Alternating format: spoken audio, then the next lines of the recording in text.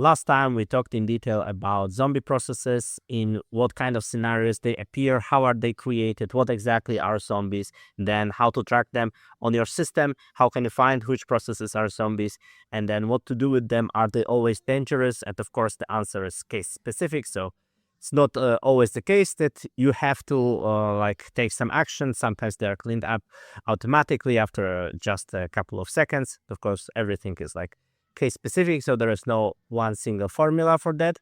And today we will talk about related topic, and those are orphan processes, and we will also create a simple script that will create an orphan process. Okay, so let's just create a quick summary. Basically, zombies are child processes which already stopped executing or exited, and the parent hasn't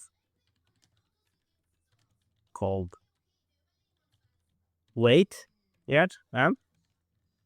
And in that case, operating system has retrieved some information about the exit of the process, which status it exited, and so on, and wants to provide that information to the parent. And because the parent doesn't receive it automatically, it has to call the special function called wait.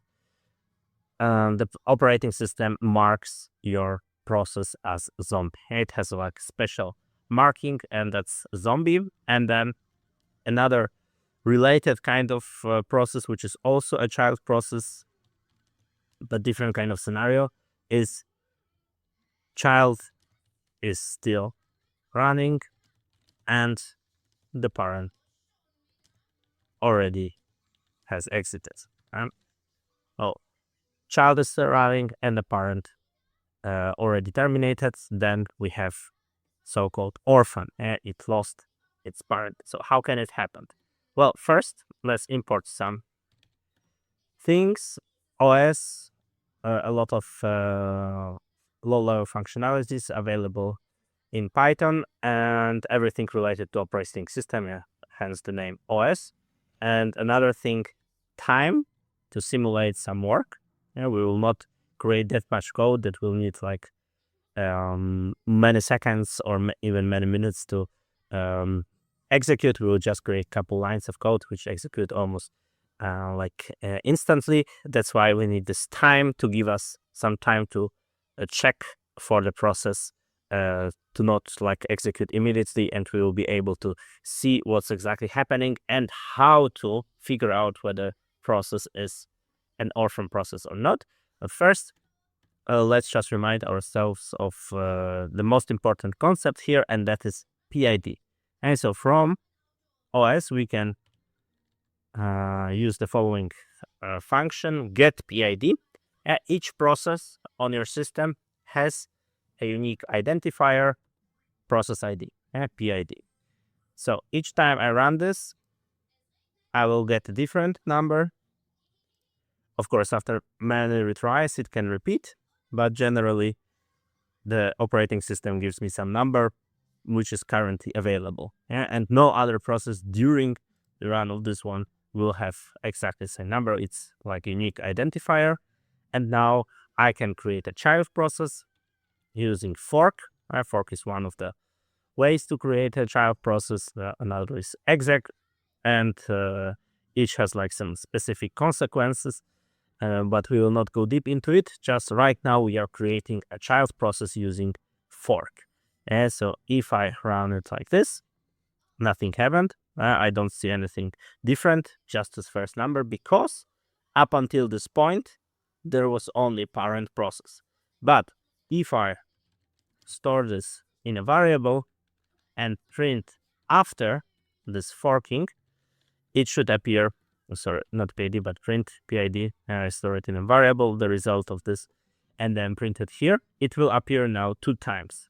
And that's because here I created another process, a child process of my original script. And now if I store the result of this, so fork result, also in a variable, I can now display both of them. So original PID equals and fork results. Okay, like this.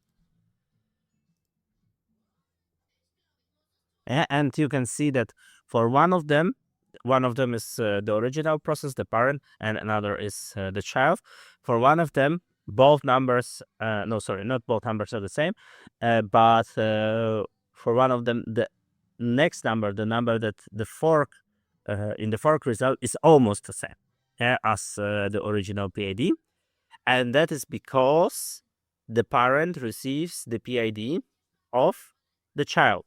But when you fork, you also copy the state of your program up until this time to the child process. Yeah, so the variable that you defined so far will be passed further. Yeah, so this one here, even though it executes in both, like the parent and the child, it came already from the parent. Yeah? So first, up until this point, there was only parent, and here, after the fork, both of them exist, yeah, and both of them execute independently.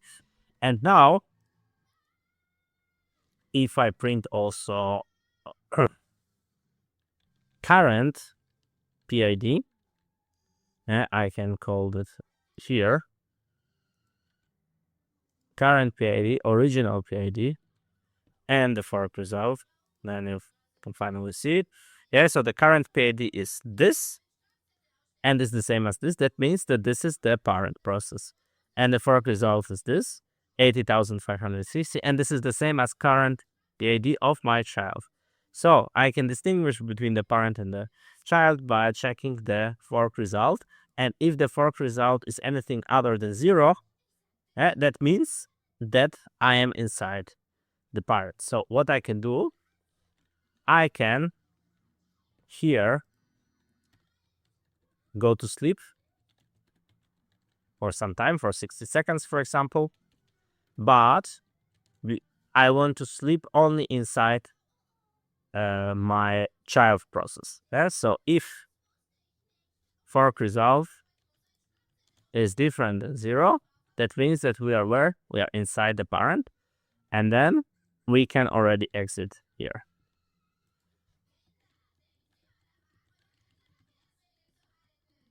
Parent says goodbye.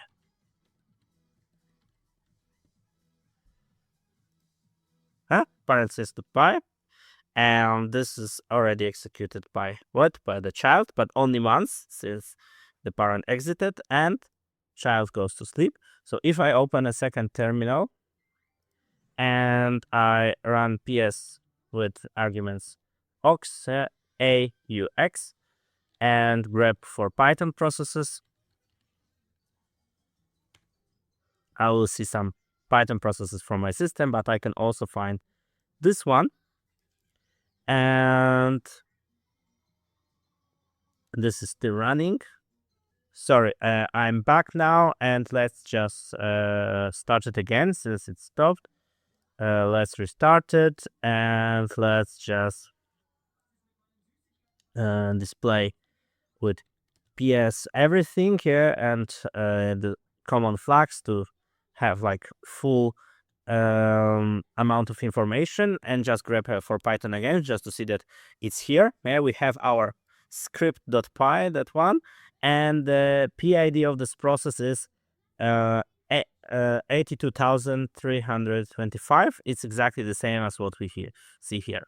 Okay, so if we now do the following, we can also display the parent PID, because this is interesting, what happened with the parent. And PID, we can also display user, some stats, some args. Let's be fast because it will die soon. And let's grep for Python again. Yeah, then here is our process. And the parent PID now is 1429.